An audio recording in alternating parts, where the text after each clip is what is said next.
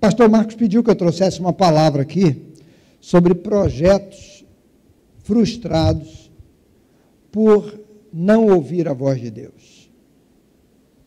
E eu quero começar lendo com você um texto que está no livro do profeta Miqueias, capítulo 6 do livro do profeta Miqueias, verso 1, diz assim: ouvi agora o que diz o Senhor. Levanta-te e defende a tua causa perante os montes, e ouçam os outeiros a tua voz. Ouvi, montes, a controvérsia do Senhor, e vós, duráveis fundamentos da terra, porque o Senhor tem controvérsia com o seu povo, e com Israel entrará em juízo. Povo meu, que te tenho feito? E com que te enfadei? Responde-me. Pois eu te fiz sair da terra do Egito, da casa da servidão, te remi e enviei adiante de ti Moisés e Arão e Miriam. Povo meu, lembra-te agora do que maquinou Balaque, rei de Moabe, e do que lhe respondeu Balaão, filho de Beor, e do que aconteceu desde Sitim até Gilgal, para que conheças os atos de justiça do Senhor. Verso 6 agora diz assim: com que me apresentarei ao Senhor e me inclinarei ante o Deus excelso? Com que projeto? Que coisas eu vou na mão? Virei perante ele com holocaustos, com bezerros de um ano? Agradar-se-á o Senhor de milhares de carneiros e de 10.000 ribeiros de azeite? Darei o meu primogênito pela minha transgressão, o fruto do meu corpo pelo pecado da minha alma? Ele te declarou, ó homem, o que é bom. E o que o Senhor pede de ti? Que pratiques a justiça e ames a misericórdia, e andes humildemente com o teu Deus. Pai, obrigado pela tua graça, pelo privilégio de ler a tua palavra. Que o Senhor nos guie no que vamos compartilhar agora. Pela tua bondade e misericórdia, ó Deus, o Senhor pode falar ao nosso coração de forma clara, de forma visível, de forma compreensível. Manifesta a tua presença e ajuda-nos a compreender o que o Senhor espera de nós. Para que os projetos, ó Deus, não sejam fracassados. Para que os projetos que esse teu filho, essa tua filha tem para desenvolver, não fracassem. Eu oro com fé e te agradeço, no nome de Jesus, amém e amém. Graças a Deus. Muito bem, gente. 3 coisas estão inseridas nessa frase que o pastor Marcos me passou. Projetos que fracassaram por não ouvir a voz de Deus. Então, o pastor João falou assim, levante questões, questione. E eu estou questionando essa frase aqui. A primeira questão é, o que são projetos? Isso está sendo falado aqui. Está sendo delineado sobre projetos já há um bom tempo. Mas eu vou trazer do simples para o grande, eu vou tentar simplificar aqui do meu jeito. Quando você saiu de casa hoje, você projetou estar aqui. E na sua cabeça, alguns já separaram uma caneta, separaram um papel, já separaram um computador para anotar. Isso faz parte do projeto que você fez para agora pela manhã, para estar aqui. Como é que eu vou? Eu vou de carro? Não, eu vou de Uber. Ontem eu andei de Uber aqui, né? O Uber do pastor João. Então, vou de carro, vou de Uber, vou a pé, vou de ônibus, Como é que eu vou? Eu vou pintar o meu cabelo para eu ir, né? Vou escovar os dentes. São fases na execução do projeto. Existem projetos simples, como esse. Acorda de manhã, vou tomar café. Aí a primeira coisa, tem coisa que é quase que automático, né? Fazer o café, pegar o pó, fazer isso, fazer aquilo. Não, mas eu não quero comer isso, eu quero comer tapioca de banana com queijo, canastra. Eita ferro, né? Falei coisa boa. Por aí vai. Isso aí eu faço de vez em quando, sabe? Sou privilegiado de estar lá na roça, aí na roça a gente faz coisa assim. Ah, mas você, não, eu quero pão com manteiga e presunto. São pequenos projetos, pequenas coisas, mas que exigem uma elaboração. E por que às vezes fracassa? Ah, vou fazer o café. Cadê o coador? Não tem coador. Aí, aborta o café, vamos lá. Tem que caçar um outro troço aqui, tem chá. Aí vai lá, acha o chá, aí vai tirar o saquinho, rasgou o saquinho lá. Eu estou falando de projetos simples que vão fracassando. E às vezes você bate na cabeça, mas como é que eu fui burro? Não comprei coador de café sobrando. Agora eu teria aqui. Como é que eu vou fazer? Coar na meia? Quando o negócio começa a dar errado, a gente começa a tentar achar saídas. Agora, projetos grandes também exigem muito mais elaboração. Exigem elaboração e, às vezes, a gente começa a ver erros e fracassos e falhas.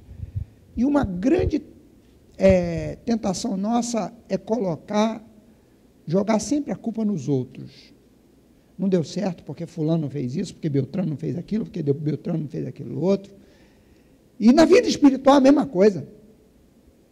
A gente começa a fracassar ou esfriar na vida espiritual, bota a culpa no pastor, bota a culpa na igreja, bota a culpa nisso, bota a culpa naquilo.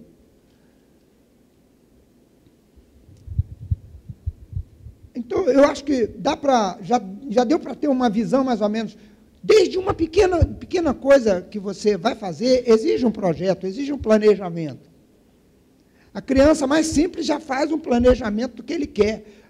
Eu não quero leite, eu não quero isso, eu quero Toddy, eu quero Ele já tem os projetos dele, já sabe o que quer. E ele quer executar coisas. Então, todos podem projetar, essa é a primeira questão. Todos projetam algo. E todos podem fracassar. E podem não fracassar, podem obter sucesso. Aí entra a segunda fase dessa frase, a segunda fase dessa frase. Qual é? É o que mede fracasso e sucesso. O que mede fracasso e sucesso? Eu estava vendo, aliás, sentado em casa lá, aí passando aquela minissérie Jesus, que está lá na Globo, eu vi uma conversa da família de Pilatos ali, Pilatos dizendo assim: um homem que não conseguiu salvar a própria vida vai fazer alguma coisa? Porque Jesus, do ponto de vista dos romanos, foi um fracassado. Ele não conseguiu salvar a própria vida. Por quê? Porque a visão cultural dos romanos era que pessoa de sucesso era aquele que vencia o adversário, matava o adversário e entrava na cidade recebendo honra, no arco do triunfo. Os heróis, esses eram as pessoas de sucesso. Então a pergunta que fica: o que mede o padrão de sucesso? O que mede o padrão de sucesso e de fracasso? O que mede o sucesso de um auditório, de uma igreja? Vou falar de uma igreja. Falar auditório é meio ruim, né? Falar de uma igreja. Estamos na igreja. O que mede o sucesso de uma igreja? Eu gosto muito do texto de Noé, que o pastor João escolheu. Do ponto de vista pastoral de hoje, Noé seria um fracasso. Pregou 120 anos, ganhou 6 pessoas. 5, né? Porque com ele 6. 6 pessoas. 120 anos. Você ficaria numa igreja 120 anos que só ganha 100 pessoas? 6 pessoas? Do ponto de vista dos dias de hoje, Noé seria um pior fracasso. Mas do ponto de vista divino, Noé foi o maior sucesso. Então a pergunta que fica entre sucesso e fracasso é qual é padrão que nós pegamos para medir sucesso e fracasso. Nós temos um inimigo. E o inimigo sempre vai transformar o seu sucesso em fracasso. Ele vai trabalhar para você enxergar, melhor dizendo, corrigindo a frase, o inimigo vai trabalhar de duas formas. Primeiro, para fazer de você um fracasso. Segundo, para convencer você de que o que você está fazendo certo, agradando a Deus, obedecendo a Deus, vivendo uma vida com Deus, é algo que te faz mal, que é ruim, que você não deve continuar. Porque aparentemente não está dando certo. E já foi citada a frase aqui, eu até anotei para falar com você. Nem tudo que dá certo é certo. Tem muita coisa dando certo aí, explodindo na mídia, e daqui a pouquinho nós vamos ver. Nós vamos ver resultados que não tem nada de certo. Eu vou usar um exemplozinho, último aí agora, né? Roubo de ouro. Né? Tiquinho, bem pouquinho, menos do que o que você tem guardado em casa, não aconteceu ali? Deu certo, não deu certo? O pessoal levou, sumiu. Está certo? Essa é a pergunta, está certo? Nem tudo que dá certo é certo. E isso acontece na vida emocional, na vida afetiva, na vida espiritual. E a régua que mede fracasso e sucesso, que tem valor, chama-se vontade de Deus. Provérbios 16, 1 diz, o coração do homem faz planos, mas a resposta certa... Por que que a resposta certa vem de Deus? Por que que Deus é quem deve dizer se algo é fracassado ou se algo é de sucesso? Eu vou levantar algumas coisas aqui, não posso esgotar isso, mas posso levantar algumas coisas que você vai me acompanhar. Primeiro, porque Ele fez. Deus criou. Eu fico vendo o pessoal, eu estava conversando com meu genro lá. Meu genro, antes, ele curtia um carro rebaixado. Eu estava conversando com ele falou comigo assim, ontem, na conversa que eu tive com ele ontem, ele falou assim, esse negócio é um negócio assim, viciante. É um negócio que vai envolvendo você. Aí o camarada rebaixa, porque tem uma lei aí que permite rebaixar o carro até tal, não sei o quê. Se fizer dentro da lei, tudo bem. Só que esse negócio de rebaixar, ele falou, é tão viciante que o camarada está com o carro rebaixado aqui, aí ele olha e vê o outro que rebaixou um pouco mais e parece que ficou mais bonito.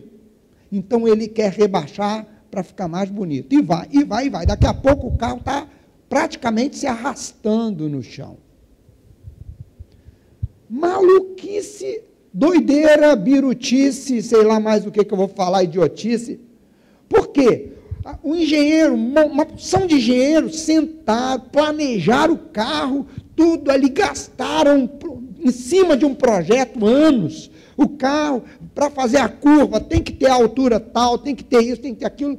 Aí chega um camarada, acha que vai melhorar o negócio em 30 segundos, cortando as molas, mudando os negócios lá. Irmão, você foi projetado por Deus. Se tem alguém que tem condições de dizer o que é bom para você e para mim, é Deus. Eu vi, um pastor chegou para mim e disse que isso aconteceu com ele. Ele falando para a moça, dizendo assim, ora a Deus, Deus vai te dar um rapaz, tal. A moça virou para ele e falou assim, mas e se ele me der um feio, que eu não gosto? Aí o pastor parou assim, olhou para mim, você está pensando que Deus é mais burro que você? Ele não conhece você, ele tem gosto pior do que você. Irmãos, às vezes nós agimos assim. A vontade de Deus. O profeta Miqueias disse assim: Ele te declarou, ó homem, o que é bom. Ele já declarou o que é bom. Nós agimos, às vezes, do mesmo jeito. Queremos ouvir Deus falar conosco o que Ele quer em determinado projeto, quando muito nós já sabemos. Deus já colocou projetos dentro de você. Deus já colocou a vontade dEle, Ele já expressou a vontade dEle para você. Eu vou apresentar pelo menos 2 projetos que foram um fracasso tremendo. Por quê? Por não ouvir a voz de Deus, por não ouvir a vontade dEle. O primeiro deles, vocês conhecem todos 2 bem, mas eu quero só chamar a atenção. O primeiro deles está lá no livro de Juízes, capítulo 6. Capítulo 13, perdão. Eu vou falar só, não vou falar da vida de Sansão toda, não. Eu vou falar só de um projeto de Sansão. Pensa comigo. Eu acho que a sua vida não foi anunciada igual a de Sansão. Pelo menos a minha não foi. Nenhum anjo chegou para minha mãe e disse assim: olha, vai nascer um camarada bonito de você. Sujeito fora de série. Ó, ele vai ser cheio do Espírito Santo. O anjo não falou nada disso para minha mãe. Muito menos para o meu pai.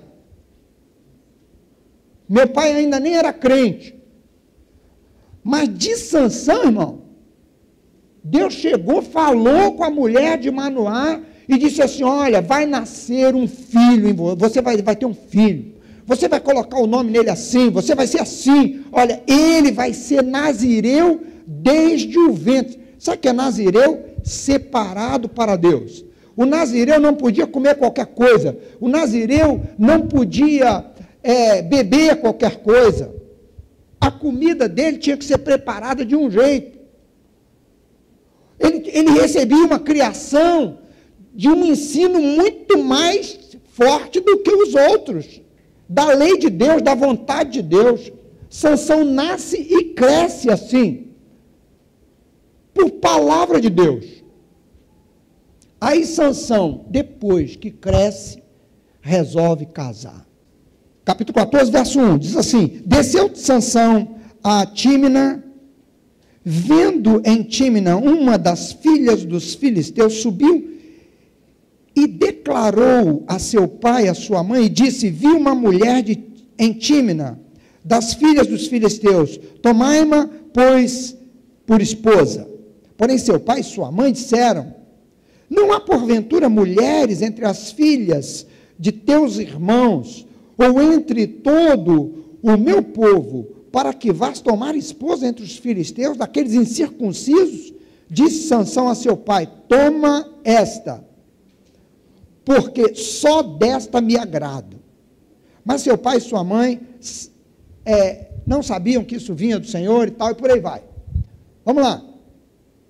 Só esse texto, só essa leitura aí. Preste atenção comigo. Sansão havia sido orientado que ele não deveria casar fora do arraial do povo de Israel. Ele havia sido orientado, e o texto era claro: ó, não darás para o teu filho mulheres de fora, porque elas perverterão o coração dos seus filhos para que sigam outros deuses. Sansão não se importou com a vontade de Deus expressa, porque se agradou de algo. Aí o que acontece nos versos seguintes? Se você puder me acompanhar aí. Verso 5, diz assim: desceu, pois, com seu pai e com sua mãe a Tímina, e chegando às vinhas de Tímina, eis que um leão novo, bramando, lhe saiu ao encontro. Então o Espírito do Senhor de tal maneira se apossou dele, que ele rasgou o leão, como quem rasga um cabrito, sem nada ter na mão. Todavia nem a seu pai nem a sua mãe deu a saber o que fizera. desceu e falou àquela mulher, e dela se agradou. Depois de alguns dias, voltou para a tomar, e, apartando-se do caminho para ver o corpo do leão morto, eis que neste havia um enxame de abelhas com mel. Tomou o favo nas mãos e se foi andando e comendo dele. E chegando a seu pai e a sua mãe, deu-lhes do mel e comeram. Porém, não lhes deu a saber que do corpo do leão é que o tomara. Preste atenção. Você acha que esse texto está aqui só para mostrar a força de Sansão? Esse texto está aqui para mostrar o pecado de Sansão. Como é que começa o pecado? O pecado começou com a desobediência aos pais. E aí vai aos solteiros. Eu, como pastor, tenho avisado muitas vezes. Queridos, às vezes os pastores avisam, às vezes os pais avisam, mas mais que isso, Deus já deixou claro lá atrás. Sansão já tinha isso descrito claramente, não tomarás. Então, quando ele dá o passo de desobediência, é avisado pelos pais e diz, não me interessa, é dessa que eu gosto. Ele obstinou-se em desenvolver o seu projeto independentemente de Deus. Continuando a história, Sansão se casa. Agora, olha só o que acontece no verso 10. Na casa onde ele vai se casar, dá um banquete. O banquete que costumava fazer na época. Como Sansão não tinha convidados, não tinha levado convidados, a família lá da noiva arrumou 30 convidados lá. A leitura é longa aqui. E Sansão, então, resolve fazer um enigma para esses 30 convidados. 7 dias de festa, já bebendo vinho, batendo papo, e começa a amizade, começa a se desenrolar. E ele propõe um enigma. Se vocês descobrirem o enigma, eu vou dar para vocês 30 roupas bonitas. E se vocês não descobrirem, vocês me dão as 30 roupas bonitas. Tá bom? Ótimo. E ele propõe o enigma. E os camaradas não conseguem descobrir o enigma. E não conseguiam descobrir de jeito nenhum. Aí o que faz? Vira para a mulher e diz assim, fala com ele para dar para você, senão não vamos botar fogo, vamos matar você e os seus pais. Aí a mulher pega, chora todos os dias no ouvido de Sansão, você não me ama, tem que me dar uma prova de amor. E aí, meninas, rapazes, cuidado com a prova de amor, né? Essa prova de amor, esse negócio de prova de amor, é uma frase a que o diabo mais usa para as moças e para os rapazes para destruir a vida deles, para desestruturar. A prova é a minha palavra, seja a tua palavra sim, sim, não, não. Está aqui a minha palavra, eu não sou de mentira, sou da verdade. Aí Sansão, então, bobo, já está no caminho da perdição, abre, fala para ela. Ela conta para os caras.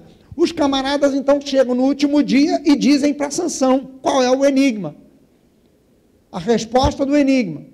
E Sansão olha e diz assim, e a expressão dele é, se vocês não tivessem lavrado com a minha novilha, jamais descobririam. E saiu dali, com raiva, vai para outra cidade dos filisteus, mata lá 10 homens e arranca a roupa deles e está aqui a roupa de vocês. Com raiva, joga lá. A expressão aqui do texto mostra que ele está com raiva. E então, ele joga lá e vai embora para a casa do pai. Não fica com a esposa, não leva a mulher. E por conta disso, passa algum tempo, quando ele volta, o pai já deu a mulher dele para outro. E o que acontece? Sansão fica com um ódio feroz, sai dali e inventa moda, igual um menino mimado. Pega raposas, 300 raposas, amarra o rabo das raposas, põe tocha nelas e solta na plantação dos filisteus. E as lavouras pulando para lá, para cá, para lá, para cá, toca fogo na lavoura dos filisteus todinho. Olha a confusão que arrumou um projeto feito fora da vontade de Deus. Aí vem trazendo uma série de outros males.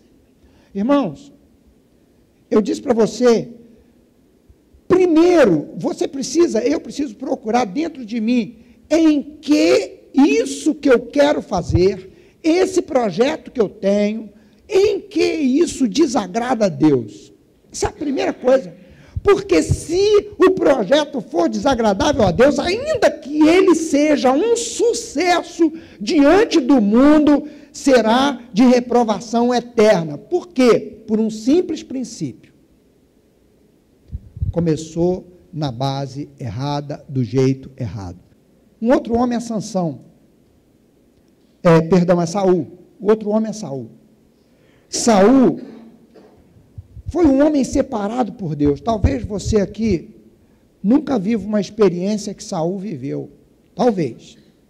Saul ele está indo para um lugar meio perdido, procurando as ovelhas do pai dele que perderam, as vacas, não sei direito, perderam, sumiram. E ele está procurando. Jumentas, está aí.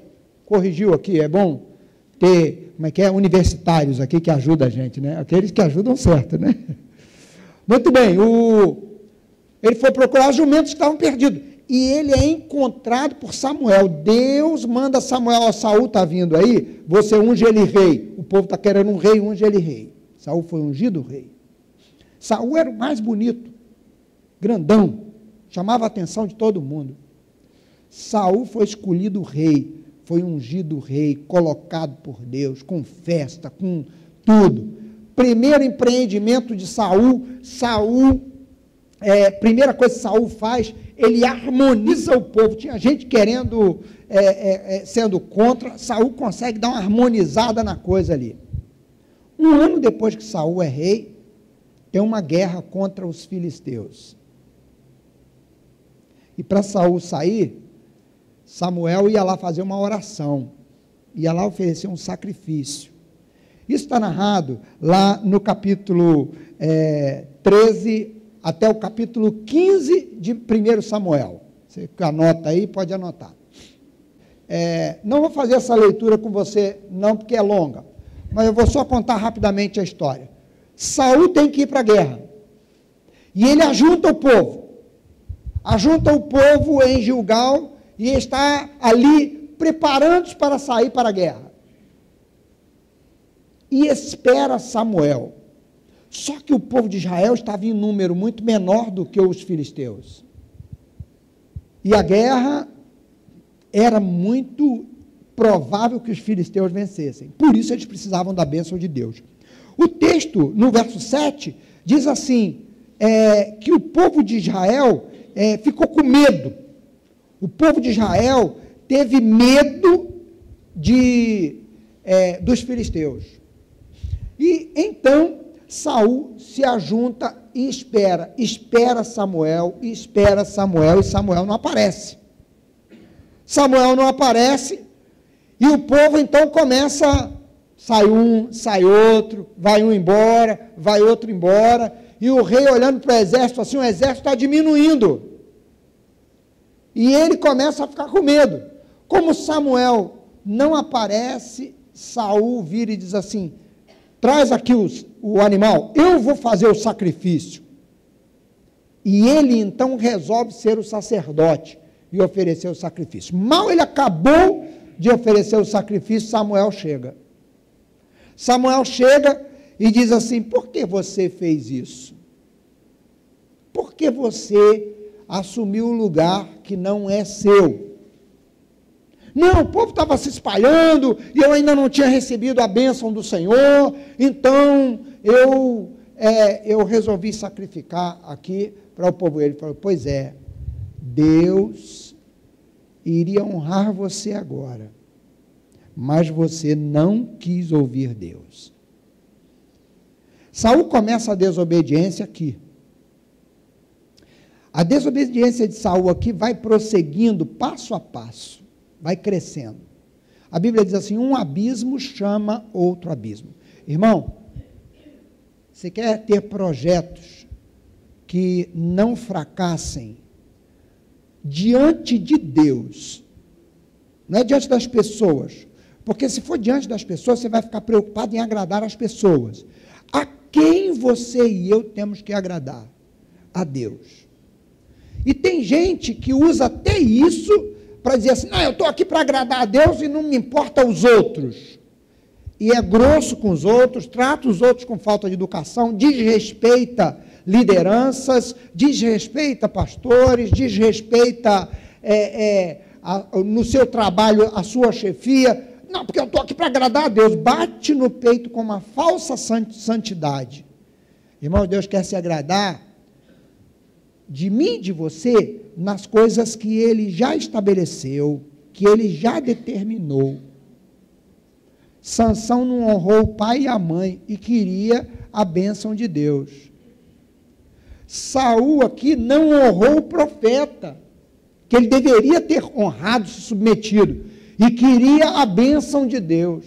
Aí vai passando para frente, a ordem de Deus é dada. Numa outra guerra, vai lá, mata todo mundo. Homem, mulher, criança, boi, vaca, ovelha, mata tudo.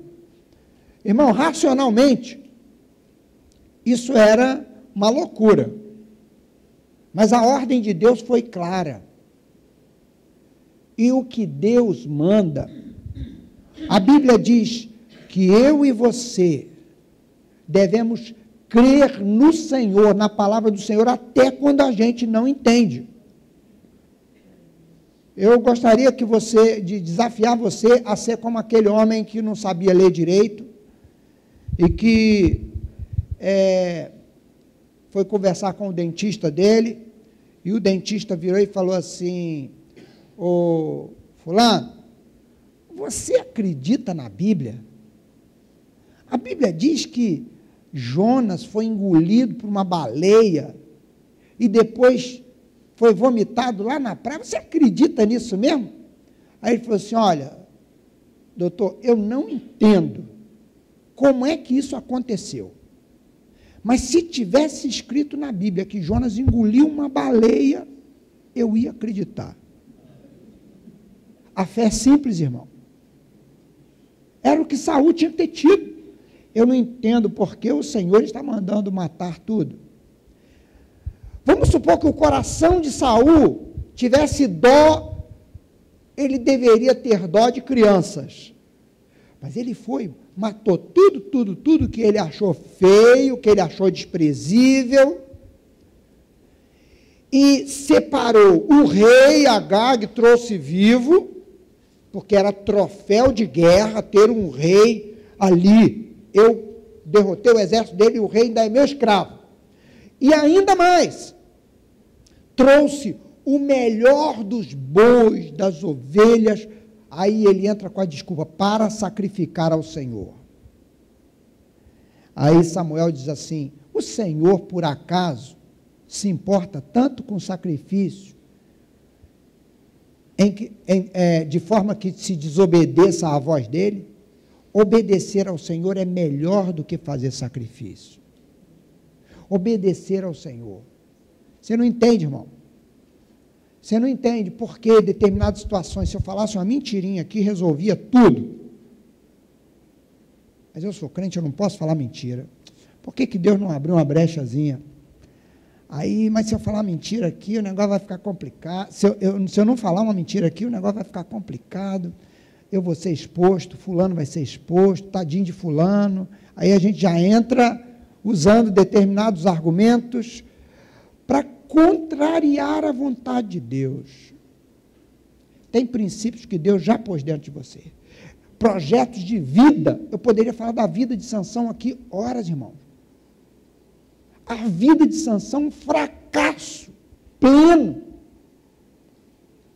Depois, lá na frente, 20 anos depois, Sansão ainda entra, vai para um lugar e dorme com uma prostituta em Gaza.